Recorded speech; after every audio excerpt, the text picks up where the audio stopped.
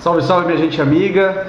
Sou Paulo Manso, Vinícius Bacelar da Lupacom. Estou acompanhado do Anderson Tercílio, do Marcos Camilo da Sunforces Coworking e o André Lugelo da Red Pill Estratégia Marketing. A gente vai fazer um balanço do que foi a primeira edição do Comunica Week, a semana de comunicação que a gente realizou aqui na Sunforces na semana passada, né, entre os dias 27 de novembro e 1º de dezembro, uma semana que a gente discutiu, debateu vários temas ligados à comunicação com profissionais da área, profissionais renomados da área, e a gente vai fazer um balanço do que foi discutido, principalmente para você que não conseguiu vir, para a gente tentar levantar o que foi mais interessante, o que foi mais importante discutido nesses dias. Queria começar com o primeiro dia, que o tema foi jornalismo esportivo. Vinícius, você que foi o mediador nesse dia, a gente recebeu aqui o Denis Ninzoli, assessor de imprensa do Corinthians, o Dani Blaschkauer, que foi editor de esportes do G1, do UOL, da Folha de São Paulo, e também o Diego Vinhas, né, que ele tem um blog, um site sobre futebol de várzea. Ele é especialista na cobertura de futebol de várzea. Qual que é o balanço que você faz nesse primeiro dia de Comunica Week, Vinícius? Bom, foi um dia bem proveitoso, bem prazeroso, né? Inclusive, muitos dos convidados falaram que às vezes gostam mais de outras áreas do jornalismo, mas o jornalismo esportivo mexe com prazer, mexe com a emoção, né? E a gente teve um bate-papo informal bem bacana aqui na Sunforces Coworking naquela segunda-feira, dia 27 de novembro. E é isso, apesar do jornalismo esportivo falar de emoção, né, é jornalismo acima de tudo. O jornalista que trabalha numa editoria de esportes, ele tem que saber contar histórias como qualquer outro jornalista. O jornalista que trabalha na editoria de política, de economia, enfim, em todas as editorias que há no jornal, há no site. E essa que foi a grande lição daquela segunda-feira. Porque assim, existe até um certo preconceito, hoje nem tanto, mas, sim, mas na década de 80, mais ou menos, o cara que chegava na redação e que não era muito experiente, o chefão mandava, vai fazer esportes. Existe um preconceito com o jornalismo esportivo que ainda vem um pouquinho, hoje é um pouco menos, muito por culpa também, hoje em dia, eu acho, até pelos próprios profissionais da área que fazem jornalismo esportivo, de confundir o limite entre o limite do razoável entre o humor e o jornalismo, né? Mas eu acho que acima de tudo, o jornalista, ele tem que passar informação, né? E na editoria de esportes não tem como ser diferente. Inclusive, você falou da passagem do Dani pelo G1, né? Eu não tenho certeza se o Dani chegou a trabalhar em esportes no G1, mas ele cobriu o acidente da TAM, né, de 2007 pelo G1, e aí ele falou de todo o cuidado que ele teve para falar com os parentes das vítimas, até porque foi um acidente no final da noite ali, no início de madrugada, então muitas pessoas ainda não sabiam, né, do acidente, do que tinha acontecido, e ele falou que é o mesmo cuidado que os jornalistas tiveram que ter no desastre da Chapecoense, que completou um ano no dia 29 de novembro agora, né? Então, jornalismo esportivo é acima de tudo jornalismo. Para mim, essa foi a grande lição que ficou daquela segunda-feira. E você, Anderson, o que você tirou de mais proveitoso desse primeiro dia de Comunica Week? Eu costumo dizer que o bastidor é sempre a melhor parte, né? E um bate-papo que começou 6 e pouco quando eles chegaram, o Comunica Week começou 7h30, né? Exato. Eles chegaram por volta de umas 6 e a coisa foi até uma meia-noite e se pudesse iria mais, né? Foi muito legal, eu acho que sempre quando a gente fala de jornalismo esportivo tem a questão da passionalidade, né? Ainda foram alguns temas abordados que foram bem bacanas por eles, né? De blindagem do jogador, do atleta né? Então teve alguns pontos que foram porque nós tivemos dois lados do balcão da profissão, que é o Dani, que é redação, e o Denis, que é assessoria de imprensa. Então houve essa lavagem de roupa suja, assim. O Dani falou, vocês estão blindando demais jogadores, deixa eles falarem com a imprensa. E aí a contrapartida foi o Denis respondendo que não, né? Que muitas vezes o jogador ele até citou um exemplo, mas assim, o jogador que é acusado de alguma coisa, que tem algum caso com ele já vai lá e já dá a cara pra bater, se antecipa nessa situação. Então assim, mas acabam sendo dois lados da mesma moeda, né? Então assim, para levar informação eles acabam trazendo. Então eu achei que foi muito bacana. Legal. E teve também o Diego, né? Sim. O Diego Vinhas, que já falou de um terceiro lado da moeda, se é que a gente pode falar assim, que é o... Que moeda, né? Então, por isso mesmo que eu ressaltei. Se é que a gente pode falar assim, mas ele falou de uma terceira vertente do jornalismo esportivo, que é falar sobre esporte amador, né? O futebol amador, no caso, futebol de várzea. E foi bem bacana, né? Ele contar a experiência dele. Infelizmente, ainda não é o ganha-pão dele, mas ele já é bastante conhecido nesse meio, a ponto de virar fonte para outros jornalistas sobre o assunto futebol de várzea, futebol amador. Legal. Passando para o segundo dia de Comunica Week, na terça-feira, dia 28, né, a gente falou sobre assessoria de comunicação. A gente recebeu aqui o Lucas Pimenta, que trabalha muito tempo em redação e já há algum tempo ele trabalha em assessoria, trabalhou na Prefeitura de São Paulo, na gestão do prefeito Fernando Haddad, e hoje ele está na Câmara Municipal de São Paulo com o vereador Rinaldi de Gílio. A gente recebeu também a Ana Paula Sartor, que trabalha na Indelma, numa grande agência de São Paulo, e também a gente recebeu o Franklin Lino, que é o fundador da B2 Media, uma empresa aqui de Guarulhos, especializada em comunicação corporativa. Qual a avaliação primeira que você faz esse dia? Você também mediou esse debate na terça-feira. Sim, a avaliação que eu fiz, apesar também de já ter trabalhado nos dois lados do balcão, né, tanto em redação como assessoria, o Lucas, principalmente, ele me trouxe algo novo naquele dia, né, sobre a questão do assessor se antecipar, né, às redações.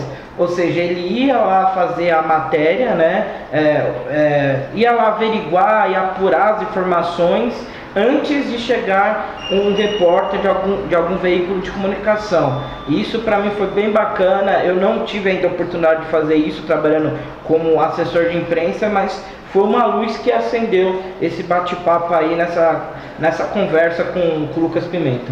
A gente também costuma dizer que na profissão a gente tem os dois lados do balcão, a redação e a assessoria, e você levantou esse ponto com a Ana, né, sobre o fato de tem muita gente que tem preconceito com o assessor, diz que o assessor não faz um trabalho de jornalista, faz um antijornalismo, né? Sim. E ela deixou muito claro que a realidade do mercado tem feito muito jornalistão, né, que a gente costuma falar, aquele cara romântico de redação, o isentão do rolê, tá indo buscar vaga na assessoria de imprensa, né? Exato. A assessoria de imprensa, desde a época que eu entrei na faculdade, isso aí já faz 11 anos, tem sido a área que mais tem contratado profissionais que se formaram, né, em jornalismo, que fizeram graduação em jornalismo. E isso só tem crescido, né, durante esses 11 anos aí. É um mercado que se expande cada vez mais, porque hoje a assessoria de imprensa não é só para grandes marcas, grandes empresas, né? Qualquer pessoa que tenha um pequeno negócio, pode ser até MEI, enfim, ela precisa se comunicar de alguma forma. Na verdade, qualquer pessoa que tem cuidado com a sua marca, exato, tem que assessoria de por meio de redes sociais, né? Não, você não vai pagar lá uma fortuna para aparecer 30 segundos na Globo, por exemplo. Você pode muito bem expor sua marca em redes sociais, Instagram, Facebook, Twitter, enfim. E é sempre bom ter um profissional gabaritado para fazer esse serviço, né? E não tem só o relacionamento tradicional da assessoria de comunicação, do relacionamento do cliente com a imprensa, com os veículos de comunicação, né? Ainda mais pela realidade dos veículos de comunicação hoje em dia, que são cada vez mais enxutos, né? Tá tendo uma demanda muito grande, né, André? Queria até você opinar sobre isso. O Franklin, ele trabalha exatamente com isso. Ele cria conteúdo interno, ele cria conteúdo corporativo para a comunicação interna da empresa. E o Lucas falou isso, principalmente em cidades como Guarulhos, que a gente não tem uma mídia uma demanda tão grande de mídia. A necessidade de ter esse profissional de comunicação para produzir conteúdo próprio, a marca criar o seu próprio conteúdo para ganhar relevância. E foi bem latente, eu percebi isso nos comentários, foi bem latente essa visão do backstage da comunicação, porque em agência a gente costuma ter um contato muito superficial com os jornalistas que trabalham em produção de conteúdo, né? E com o advento do content marketing a gente acaba tendo um contato muito maior com essa parte da assessoria de imprensa, da produção de conteúdo. E adiantando um pouco mais, o que me chamou muita atenção nessa área deles falando do backstage foi a questão do segurar ou não segurar determinada notícia para determinados canais, né? Eu achei muito interessante porque nós meros mortais não imaginamos o que acontece estratégia, né? antes do furo chegar até ali, por que determinado canal obteve uma exclusiva, por que determinado canal não. E isso pra gente, em nível de agência, é interessantíssimo ter contato com essa experiência de vocês jornalistas, para que a gente entenda os caminhos que uma notícia, por que determinado local teve uma prioridade, por que outro não teve, né? E eu achei muito bacana, muitos deles abordando a questão ética do negócio, de ser imparcial nesse momento, né? E do trabalho, realmente a diferença do assessor de imprensa, quando ele assume aquela bandeira de produzir conteúdo para determinada marca ou determinada persona, né? Eu achei muito interessante isso. Para a gente, como agência, foi bem enriquecedor. Bem legal, bacana. E na quarta-feira o tema foi embalde marketing em redes sociais. A gente trouxe aqui o Thiago Cazu e a Érica Ferreira, ambos com uma larga experiência em grandes agências de comunicação na capital, trabalharam para grandes marcas, né? E foi interessante uma discussão, uma desmistificação que eles fizeram, né? Dessa coisa do novo rótulo, né? O embalde marketing, hoje todo mundo fala em embalde marketing, que é uma estratégia de criação de conteúdo para trazer leads, né? Para depois realizar uma venda futura. O que está por trás do embalde e de outros rótulos que surgiram durante o tempo é a venda. Existe uma relação de consumo aí, né, da marca com o consumidor. A forma como a marca vai chegar no consumidor que as pessoas vão criando esses rótulos aí. O que está na moda agora é o embalde marketing, não é isso, Marcão? Exatamente. Você hoje usa o conteúdo para você poder vender. Trocando em miúdos é isso. E cada hora, na verdade, você tem um nome diferente, né? Porque hoje, como você disse, é o embalde marketing, mas na verdade é você não chegar com uma venda direta. Você não vai chegar oferecendo meu produto, falando, não, eu sou melhor, eu sou o cara, e sim, eu ofereço um conteúdo de uma pílula de conhecimento para depois eu poder inserir o meu produto e conseguir atingir a venda. Não é o anúncio puro e simples, né? Meu produto é isso, é aquilo. Exatamente. Você cria relacionamento com o cliente, com algo que ele acha interessante, né? Você cria uma história, até hoje estão usando bastante o storytelling, né? Exato. Você cria uma história para você poder chegar na venda do teu produto. Acho que dois pontos foram muito legais. Eu acho que o primeiro, né, é que a gente detectou que, segundo eles mesmo, não tem certo nem errado, né? Por exemplo, eles citaram alguns cases de empresas que têm pequenas mentiras na construção da marca, né? E que depois todo mundo vai saber que não é verdade. É uma ação de marketing. É uma ação, né? E assim, tá certo, tá errado. Não, é a estratégia que eles usaram, né? Não há consenso, né? Não tem, então assim, o que foi consenso é que assim, é uma estratégia. Se você gosta de usar ou não, aí cabe cada um dos veículos, né? Então isso foi muito bacana. É muito de cada um, qual é esse limite, né? Do quanto eu vou mentir. E o entendimento, né, do público com quem você vai conversar, da sua buyer persona, né? Com quem você vai falar e o que você vai vender. Sim. E eles ressaltaram também o cuidado, assim, que às vezes você inventa, né? Você faz uma ação de marketing e às vezes a ação fica maior até do que o próprio produto, né? A gente até citou o exemplo aqui da Cláudia Leite, né? Que ela tirou o leite do nome, depois a gente descobriu que era uma ação de marketing, depois no dia seguinte, né, a Cláudia Leite já tinha falado que era uma ação de marketing e tal, só que hoje ninguém mais lembra qual foi o produto que ela anunciou. Mas lembra da estratégia. A gente lembra da ação, que ela tirou o leite do nome e tudo mais, mas hoje ninguém mais lembra da marca, diferentemente do que aconteceu com o Luan Santana, né? Todo mundo lembra que foi do Snickers, né? Aquela coisa que ele ia virar metaleiro e tudo mais, no final das contas era uma ação de marketing do Snickers e até hoje a gente lembra que foi do Snickers. Foi na época do Rock in Rio, né? Pegou o gancho, exato. falando, né? Na verdade, eu acredito que essa junção, essa abordagem desse assunto das mídias sociais num evento de jornalismo, ela foi fundamental para mostrar que a personalidade do jornalista, a formação do jornalista nessa produção de conteúdo relevante, é importantíssimo. Ela é fundamental para as agências conseguirem produzir conteúdos não só vendáveis, mas conteúdos concisos e com sentido e objetividade. Porque hoje o marketing de repetição ele está perdendo espaço. Compre isso, compre aquilo, os slogans estão contar histórias está ganhando cada vez mais espaço. Né? Ninguém melhor para contar histórias do que um jornalista. O inbound, que é o marketing de atração, ele não funciona sem uma boa história que cative, que emocione, que obtenha atenção. E ninguém melhor do que o jornalista para criar isso. Eu achei interessante essa fusão. E pegando o gancho no que o André disse, disse, essa questão da repetição, né? Por exemplo, a propaganda do batom hoje nem pode mais ser veiculada, né? Do compre batom, que foi uma propaganda famosíssima na década de 90, hoje ela não pode ser nem mais veiculada, né? Justamente porque fica martelando, ficar martelando essa coisa. Então é interessante a gente ver isso. Legal, bacana, foi um tema bem rico, né?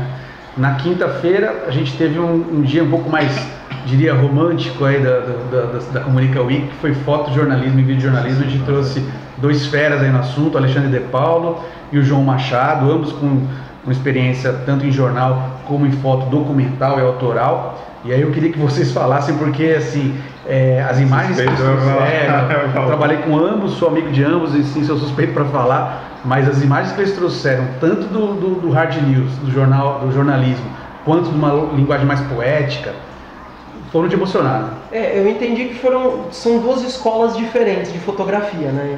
O ADP é um fotojornalismo, é aquela coisa de você retratar o momento, passar informação do que está rolando. Passar informação, imagem, né? Exatamente.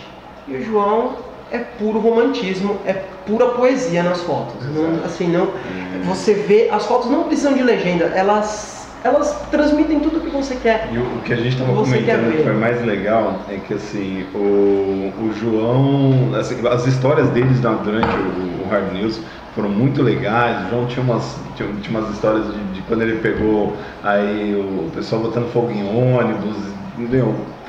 As histórias deles foram muito bacanas, né? Sim. E agora, quando você pega as fotos, autorais, né, que eles falam, isso, né? As fotos do ADP, ele tá dentro da cena, ele tá no contexto, mas ele não altera a cena. Inclusive, o Anderson, ele trouxe um exemplo sobre essa questão de estar no contexto e não interferir na cena do Haiti, que por um acaso eu estive junto com ele em 2014, graças a um trabalho que ele fez em 2005, quando ele foi para lá sozinho. Ele fez uma foto de uma menina e ele quis voltar em 2014 e encontrar essa menina. Só que no meio do caminho, em 9 anos, teve um terremoto de consequências terríveis, milhares de pessoas morreram lá. Eu até falei para ele, você é maluco, você não vai conseguir achar. E nós encontramos, né, numa das vezes nós encontramos, e ele presenteou ela com essa foto e tudo mais. É aquela coisa, ele está no contexto da história, mas não interferiu na cena, né? Acho que 2 pontos que foram bem legais é que, por exemplo, a mãe da menina não tinha nenhuma foto dela. Sim. E o legal foi do ADP falando quando ele estava chegando, né? Ele falou, ó, aqui tinha uma igreja, eu lembro, porque tinha esse... E aí quando vocês chegaram lá no lugar, tinha os destroços verdes lá, da mesma forma que ele estava descrevendo, ele falou, ó, entra por aqui, desce, né? Exatamente. Bacana. Bacana, legal. E na sexta-feira a gente teve uma discussão bastante regional, de um problema muito grave que a gente tem aqui na cidade de Guarulhos com relação à comunicação. Nós temos uma cidade gigante, uma cidade que é a segunda maior do estado de São Paulo, o estado mais importante do país, e nós não temos uma mídia tão forte quanto o potencial que a cidade tem, né? E a gente trouxe 3 jornalistas com muita experiência, tanto em redação como em assessoria de imprensa. Trabalharam tanto na capital como aqui em Guarulhos, o Vicente de Aquino, né? O Ernesto Zanon e o Moacir Assunção.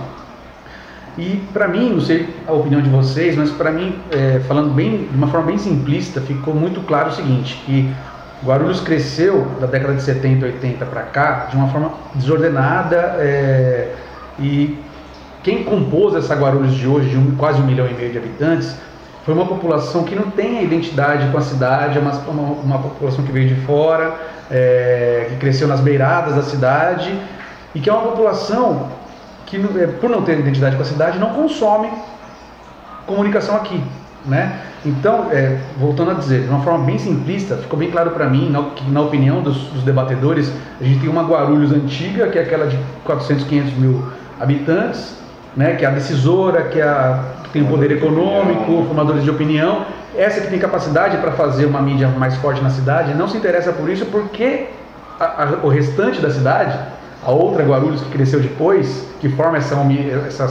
metrópole de 1,5 milhão de habitantes, ela não consome esse tipo de comunicação. Então não há interesse de investir nisso, né? O que vocês pensam disso? Há também aquela questão também do ovo e da galinha, né? Que de repente os grandes investidores não investem em veículos de comunicação porque acredita que o público final não vai consumir, o público final acreditando que consumiria se houvessem as mídias, né? Porque Guarulhos hoje é uma cidade que já detém sempre teve grandes indústrias, e hoje a área do comércio e do varejo tem crescido muito, né? Sim, a cidade cresceu demais, não só em população de lá para cá. Hoje nós temos rede hoteleira decente, nós temos um circuito gastronômico decente, né? Então não faz sentido, né? A gente tem como investir e o que falar para esse povo, não é isso? Sim, também acho que falta um pouco do guarulhense valorizar a própria cidade, né? Eu fiz um desabafo no programa que eu tenho aqui na cidade, Sport Live, no Guarulhos ao Vivo, justamente pedindo para que os guarulhenses se atentassem mais às coisas da cidade, né? Por exemplo, a gente tem um time aqui, o Corinthians Guarulhos, que joga na maior liga de vôlei, né, do país, na liga mais importante do país, uma das ligas mais importantes do mundo, inclusive, com bicampeão olímpico Serginho, e talvez nem todos ainda tenham ido até o ginásio da Ponte Grande prestigiar o time, né? E não tem nem a desculpa do preço, porque o valor do ingresso é barato, R$15, R$7,50 meia entrada. Então acho que falta um pouco dessa valorização também. E foi engraçado isso que você falou, Paulo, do público guarulhense da Nova Guarulhos, que não consome a própria cidade. O Diário do Grande ABC também passou por isso, né? Porque muitas pessoas saíram da capital, São Paulo, e começaram a morar em São Caetano, São Bernardo do Santo André, só que na beira de rodovias, né? Então, transformaram essas cidades, que também são cidades grandes, em cidades dormitórios, né? Batendo e voltando ali. A relação dela é a rodovia, né? A relação dela com a cidade é a rodovia. Ela bate na rodovia e volta, bate na rodovia e volta. E acho que a gente tem que também, a gente como jornalista, né? Nós temos também que focar nessas pessoas, né, que batem na Dutra e voltam, batem na Dutra e voltam. E acho que tem como você atrair essas pessoas também, porque hoje nós vivemos uma era de informação, né? Tudo é conteúdo, tudo gera informação. Então a gente também tem que se atentar a essas pessoas. O legal também foi o comentário na terça-feira, né, do Danilo Ramalho, Sim. Né, que ele coloca, né, que ele escreveu um livro, né, 100 lugares Para conhecer Pra Guarulhos. O Danilo conhecer Ramalho, só Guarulhos. para quem não conhece, ele é o diretor do Guarulhos Convention Bureau e fez um desabafo, né, nesse dia, porque ele acabou de lançar um livro super interessante, pegando o gancho no que o Vinícius acabou de falar, sobre falar o que é bom da cidade, tem muito o que falar. Ele lançou um livro sobre os 100 lugares para se conhecer em Guarulhos, e ele desabafou aqui da dificuldade que ele teve de dizer isso para a cidade. Eu estou lançando um livro falando sobre lugares interessantes para se conhecer na cidade. Ele não conseguiu isso, né? E esse desabafo dele foi bem impactante, né? Porque é um cara que luta pela cidade, que está brigando pela cidade, que fez um livro para falar bem da cidade, né? E está tendo dificuldade nos veículos de comunicação, né? Para mim isso foi sintomático, né? Do momento que a comunicação guarulhense vive. Não, e ficou muito claro também que um dos problemas é ser muito próximo à capital, né? Então, tudo que a gente aqui de Guarulhos acaba consumindo vem da capital, né? E a própria capital, né, São Paulo, acaba vendo aqui como uma extensão, como um bairro remoto. Uma periferia de São Paulo. Uma periferia com quase 1,5 milhão de pessoas. Exatamente. O Moacir Assunção falou isso, ele trabalhou no Estadão, ele falou, o repórter lá olha Guarulhos como uma periferia de São Paulo. Ele falou, né, pra mim foi sintomático, ele falou, como é que São Paulo vê Guarulhos? Ele falou, como vê o Marcilac, como vê esses bairros mais distantes, né? Então, eles não veem Guarulhos como uma cidade, eles veem como uma Mas extensão. aí voltamos àquela questão do ovo da galinha, lá que o André levantou aqui, e que o Vinícius falou. De quem que é a culpa? É do público que não consome Guarulhos? Ou é de quem pode fazer algo consumível em Guarulhos e não fazer? Eu acho que tem um pouco dos dois, né, na verdade. Inclusive, até complementando o que o Anderson falou, eu costumo dizer, né, que na grande mídia a gente identifica Guarulhos como Grande São Paulo, né? A gente sempre coloca lá Guarulhos, entre parênteses, Grande São Paulo. A partir do momento que a gente faz isso, a gente já não dá o tamanho que Guarulhos realmente tem, né? Guarulhos tem o maior aeroporto do país, um dos principais aeroportos da América do Sul, do mundo, né? É a porta de entrada, a porta de saída do Brasil, a principal porta de entrada, a principal porta de saída do Brasil, e a gente tem que localizar, né? Falando que é Grande São Paulo. Poxa, as pessoas deveriam já saber onde fica Guarulhos, porque Guarulhos é uma enorme cidade, maior que muita capital brasileira, maior que Montevidéu. Então, assim, eu acho que a gente também, como guarulhense, repetindo, né? Eu não moro aqui, não nasci aqui, mas me considero guarulhense. A gente também deveria mostrar para essa grande mídia que sim, que Guarulhos é enorme e que Guarulhos tem muita coisa boa. Então acho que tem que ser uma troca, né? As pessoas que passam a informação, elas têm que olhar para Guarulhos com um pouco mais de carinho, e a gente também tem que mostrar mais carinho em relação à cidade. Trazendo um pouco essa relação do que você falou para o nosso micro-universo, quantos eventos nesse ano, não vou nem dizer nesse mês, nesse ano, houve em São Paulo que reuniu comunicadores da qualidade do gabarito que o Comunica Week reuniu, e foi um evento sediado em Guarulhos. Né? Então, e trazendo profissionais de São Paulo. Profissionais de São Paulo. Então, quantos eventos houveram em São Paulo, né, esse ano, que teve a qualidade de debates e de profissionais que houve o Comunica Week? A SPM fez um evento, né, em parceria com a Columbia, que é uma das maiores faculdades, universidades de comunicação do mundo. Só que foi um evento de horas, de 8 ou 9 horas. Foi um evento gratuito também, um evento muito bacana, mas foi um evento de horas. Nós aqui fizemos um evento de uma semana, de segunda a sexta-feira, né? Um evento com mais profissionais e com uma durabilidade maior, bem maior do que o evento promovido pela SPM. E o peso desse evento, ele não estava só nos debatedores, né? O legal foi que assim, você teve uma elite participando, assim, uma elite intelectualmente falando, né? Pessoas formadoras de opinião, com uma boa cabeça. Então assim, abriu-se um bate-papo, né? Na hora que a gente abria, muito rico, né? Muito rico, né? Pessoas de um nível muito grande. Vamos colocar essa parte nas disposições finais. Sim, mas já está indo. Já tá indo. Eu estou pensando na hora de eu ter que editar isso. Inclusive na sexta-feira, né? Foi o dia que teve mais público aqui no Comunica Week.